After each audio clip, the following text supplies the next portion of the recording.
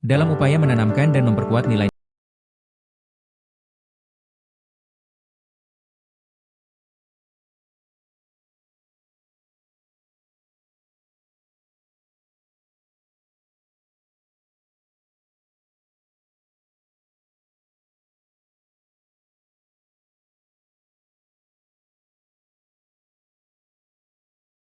BPIP bersama dengan Bapak Dr. Maruli Siahaan SHMA dan masyarakat Medan. Salam Pancasila. Salam Pancasila. Selamat datang di channel Berita Satya Bakti Online. Channel ini akan menyajikan berita-berita daerah, nasional, mancanegara serta berita hukum, kriminal dan peristiwa yang terupdate. Jangan lupa share, komen dan tekan tombol like, subscriber serta tanda lonceng agar dapat berita yang terupdate setiap hari. Terima kasih.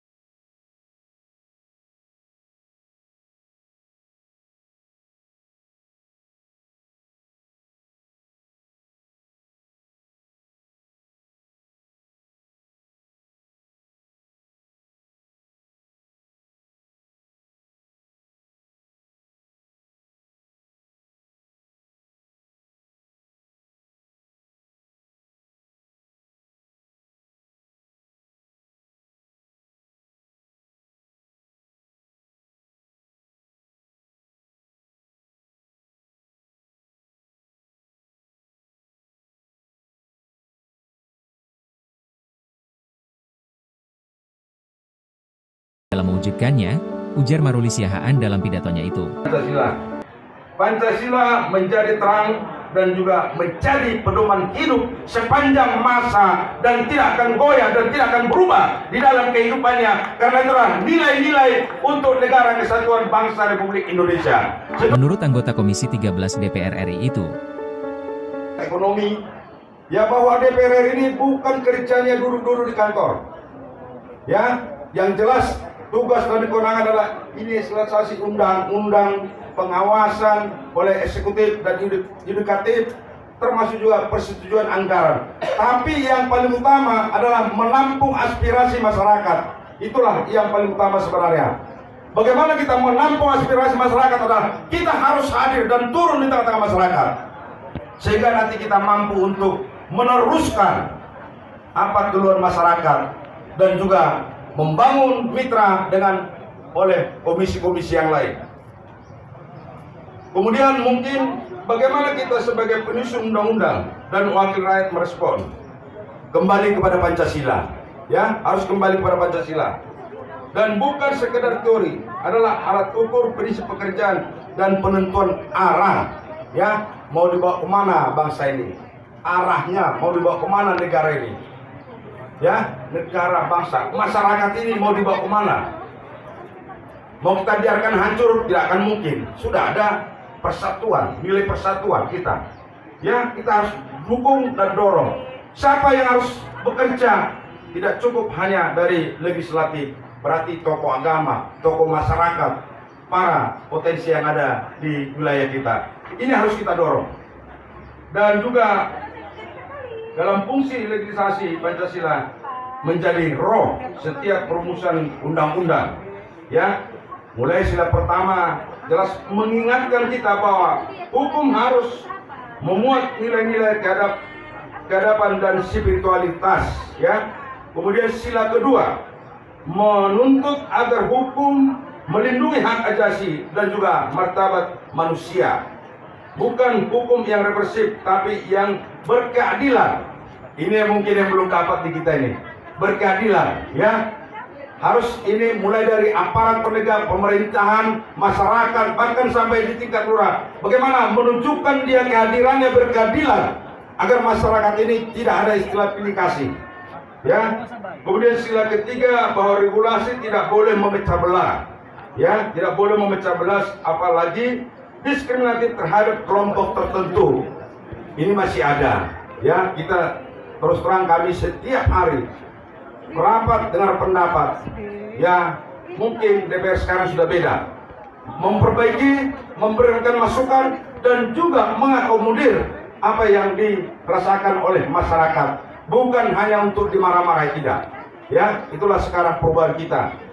Kemudian sila keempat, bahwa dalam membuat undang-undang, rakyat harus didengar. Memang seperti pembuatan KUHP yang baru, sampai sekarang memang belum ditandatangani, karena masyarakat juga harus didengar, ya. Karena kondisi peristiwa yang ada di negara ini harus dimasukkan di situ. Kenapa? Berkaitan dengan pasal 1 KUHP itu dikatakan tidak ada suatu perbuatan yang dapat dihukum kalau belum ada undang-undang atau aturan yang mengatur.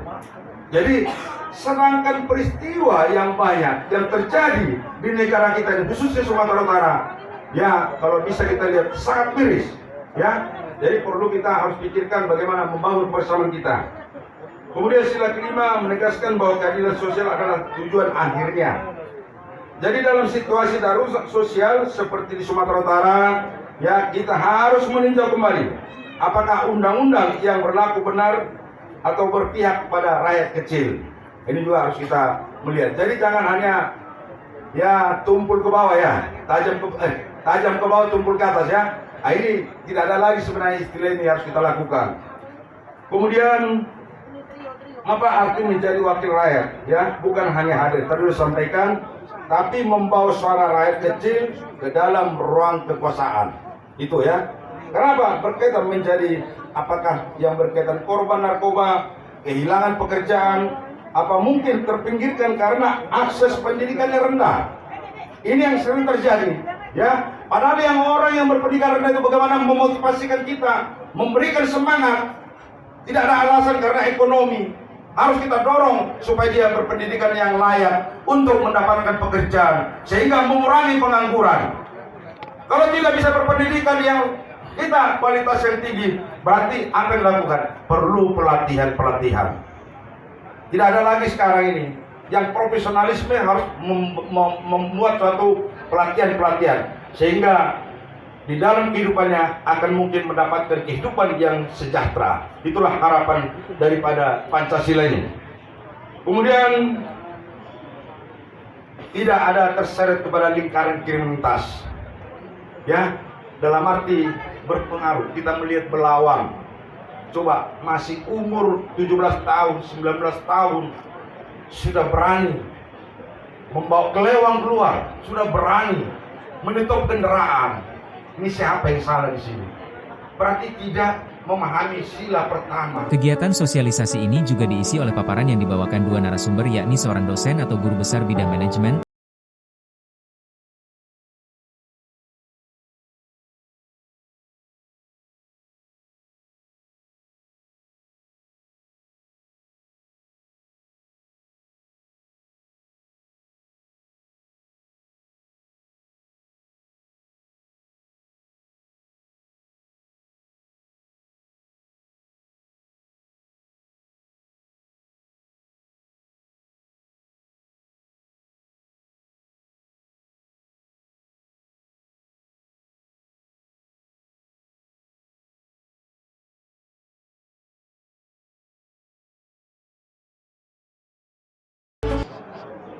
Kalau kita bertanya apa sih tipe kepemimpinan transformatif itu, banyak pemimpin, ya. Bagaimana sih kepemimpinan transformatif? Bagaimana kepemimpinan yang biasa, ya? Kepemimpinan yang biasa itu transaksional. Kalau kita salah, pemimpin biasa menghukum. Kalau kita benar, pemimpin memberikan hadiah. Kalau itu yang hal yang biasa. Kalau kita lihat sekarang pemimpin, kalau memang kita berprestasi diberikan penghargaan, reward, tetapi kalau kita salah diberikan hukuman. Tetapi kalau kepemimpinan transformatif bukan seperti itu. Bagaimana kepemimpinan bawahan bisa bekerja sama, saling termotivasi dalam pencapaian tujuan. Bagaimana kita termotivasi untuk mencapai tujuan, bagaimana adanya perubahan dan inovasi yang positif. Kalau selama ini kepemimpinan transaksional yang hanya melihat bahwa kalau benar diberikan hadiah, kalau salah diberikan hukuman, sekarang tidak lagi. Bagaimana kita memfokuskan pada pola perubahan, penekanannya pada bagaimana kita memberdayakan. Sekarang ini kita diberdayakan oleh yang kita dudukkan menjadi pimpinan kita dalam hal ini legislatif, Dr. Marulisyan. Bagaimana kita diberdayakan juga untuk mengetahui apa itu nilai Pancasila itu juga. Banyak hal yang kita bisa laksanakan ini, tetapi inilah fokus pada dapat kepemimpinan transformasional. Jadi Burns menyatakan kepemimpinan transformasional adalah proses di mana pemimpin dan ikut saling memotivasi. Jadi adanya kerjasama saling memotivasi dan ciri-cirinya pengaruh pimpinan yang ideal itu ada 4. Next. Pertama, 4 itu adalah vision ideal. Kemudian yang bisa kita lihat adalah inisiatif, mendorong solusi baru dan berani mengambil risiko. Ya, itulah pemimpinan transformatif. Jadi dia coba untuk mendorong masyarakat untuk mau berubah, apa yang menjadi kebutuhan daripada masyarakat itu bisa dia penuhi, dan bagaimana kita bersinergi dengan pemimpin yang ada. Kemudian integritas juga harus dimiliki oleh pemimpin. Kenapa? Pemimpin harus mempunyai integritas dan menerima masukan daripada kita ini. Jadi Pak Maruli juga menerima masukan daripada kita. Tapi kalau tidak menerima itu susah bahaya. Sedangkan, Fuad himbauan SHMM dalam materinya memaparkan terkait advokasi berbasis komunitas, menjadikan relawan sebagai garda terdepan pembinaan ideologi Pancasila. Ini ada contoh orang hajatan bukan berhajat tapi makan sambil rebutan.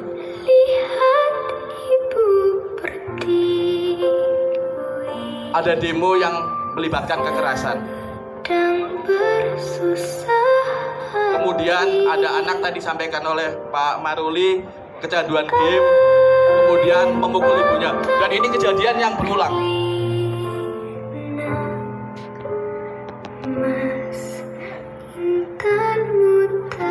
Kemudian pandangan yang berbeda menyebabkan ada bullying, ada intimidasi.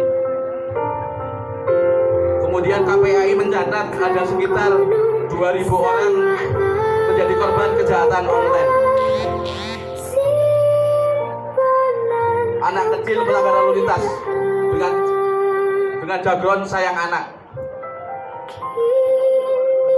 Kemudian membuang sampah sembarangan menjadikan banjir. Nah, ini yang menarik. Kita yang terjadi, ada kejadian bukannya menolong tapi malah memviralkan. Jadi kalau tidak viral katanya tidak berita. Ini adalah tindakan-tindakan tidak terpuji. Harusnya kita menolong sampah yang ini adalah potret-potret tindakan yang selama ini ada dan terjadi dan berulang. Kemudian ada catatan juga bahwa anak kecanduan gadget.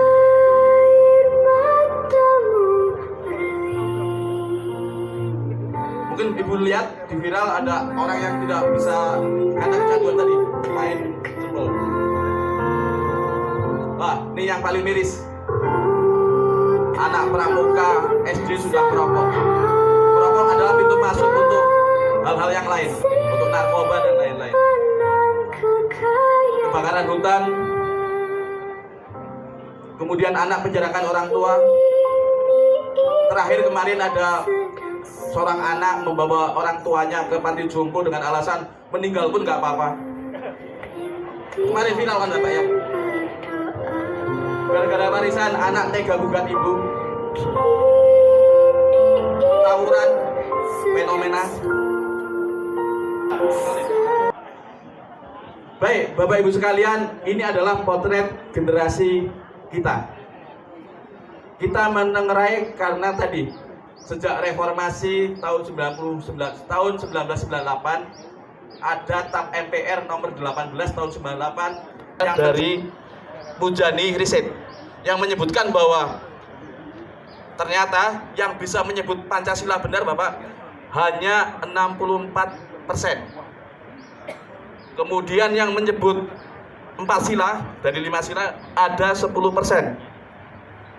Kemudian yang benar 3 sila adalah 5,1%. Kemudian yang benar 1 sila adalah 39%. Yang tidak bisa menyebutkan 12,3%. Ini adalah Respondennya lumayan, ada sekitar 1.200 responden. Ini sebagai potret. Mohon izin Pak Maruli, kami akan ngetes. Sementara Ini anggota itu, Bapak itu di sela-sela termasuk pemaparan yang materinya 64%, itu, Fuad Himawan SH, MM atau mengajak yang para relawan 12,3%. berdialog interaktif melalui permainan dalam bentuk kuis. Siapa yang mau jadi volunteer? Bapak. Ada mic, Pak? Betul, dapat voucher, Pak. Pancasila. Kita akan tes, Pak. Bapak yang 60% atau yang 12%? Assalamualaikum warahmatullahi wabarakatuh. Salam. Ini maksud sekolah ya. Pancasila. 1. Ketuhanan yang Maha Esa. 2. Kemanusiaan yang adil dan beradab. 3. Persatuan Indonesia.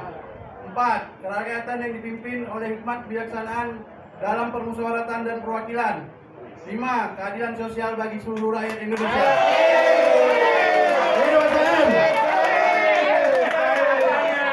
Ini voucher dari Pak Maruli. Luar biasa, berarti STM Pancasilais yang 64%. Nah, saya ngecek yang sini Pak ya, boleh ya? Boleh mic-nya Mbak? Tes. Tapi pertanyaannya jangan yang sama dong. Siapa yang mau jadi volunteer? Bapak ya.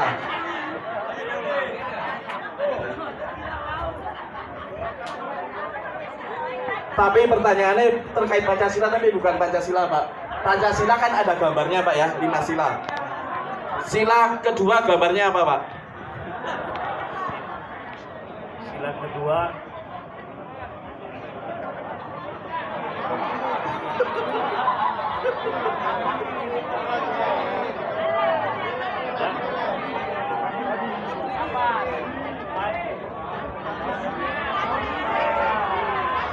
banteng Pak. Bukan banteng sila satu. Pak. Bukan padi Pak. Belum tepat Pak, belum tepat. Ya. Kalau yang mencoba, ya Bapak. Apalah banteng? Ini salah Pak.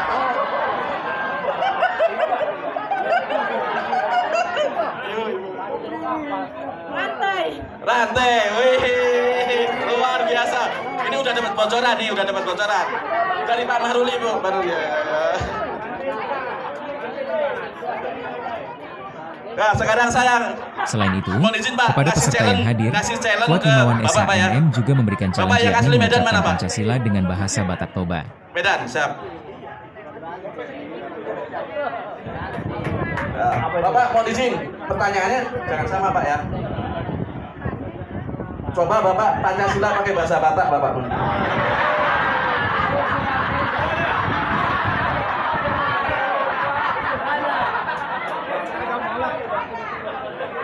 Tolong divideokannya. Tapi saya nggak tahu artinya teman-teman nanti yang menerjemahkan Pak ya. Nomor saya. Porsea Tudewata dari Ginjal. Betul Pak, betul. Nomor 2 hon.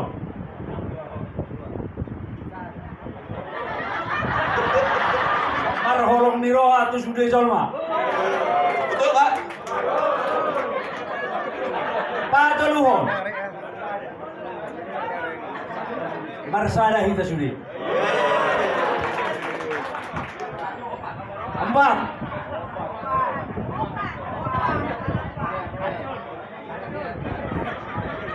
Kita sudah rakyat ikut persean untuk pemimpin kita. 5.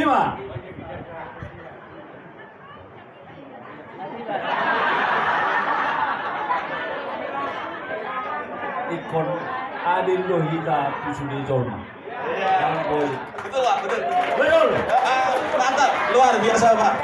Mohon maaf Pak, tidak mengurangi rasa hormat Pak. Ini adalah hadiah dari Pak Maruli. Ya.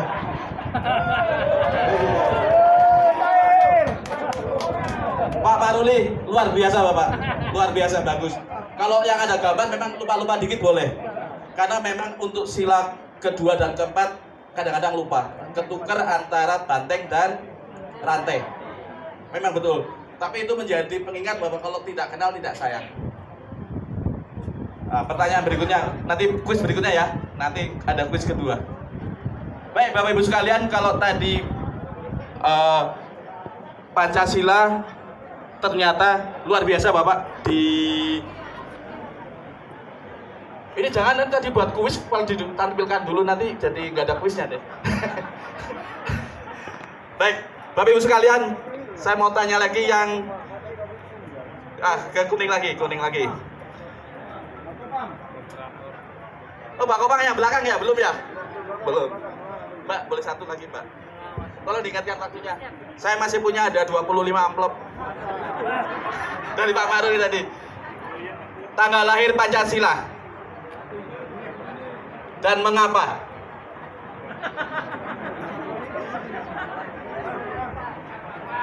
Ya,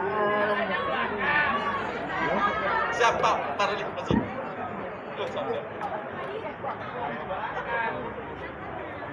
Oh, belakang. Habis ini ke belakang. Ibu dulu. Ya, Pancasila yang lahir pada tanggal 1 Juni Ya. disebut juga dengan Hari Kesaktian Pancasila. Betul? Salah. 1 Juni-nya betul tapi alasannya salah. Mohon izin Pak ya. Mohon izin Ibu ya. Ibu nanti dapat hadiah nanti di pintu keluar. Yang dari belakang, mohon izin dari belakang. Saya nggak bisa lewat. Kapan tanggal lahir Pancasila? Dan kenapa? 1 Juni kelahiran Pancasila. Karena 1 Juni. Betul Ibu, 1 Juni. Alasannya? Karena sudah disahkan dalam 1 Juni 1945. Sudah lah, ya betul. Nanti baik.